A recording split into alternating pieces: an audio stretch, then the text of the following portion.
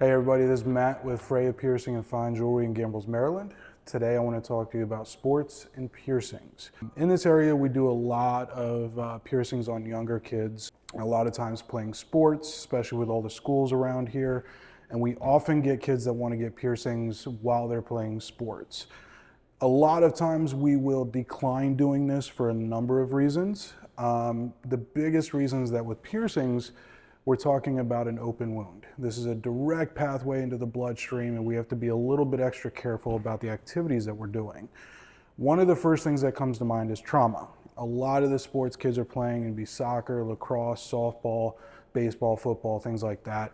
A lot of times if you get hit where the piercing is, it's going to cause a lot of damage, even if it's on a healed piercing. So that's the first thing.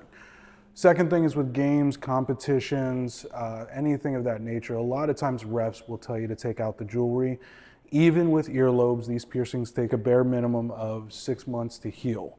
We have to at least have a 2 to 3 month period where we're not removing the jewelry or replacing them with retainers. Next thing is going to be cross-contamination. When you're playing sports, you're going to be touching things. You're going to be touching balls, you're going to be touching grass, dirt, sliding, all this other stuff. If this extra bacteria, dirt, and debris get into the piercing, it can create a lot of problems. So with all that said, chances are you're going to be fine, but we work in the area of the small percentage of people that will have problems, and we have to expect that kind of thing to be able to prevent it. The other thing that we get a lot is, well, we can just tape the piercings. Unfortunately, again, we're talking about an open wound. If you have any kind of sensitivity to the glues or anything that go into bandages and tapes and stuff like that, you're going to have really bad reactions. So with that said, if you want to get pierced by us, we have to make sure that you're not playing sports for the first 6 weeks.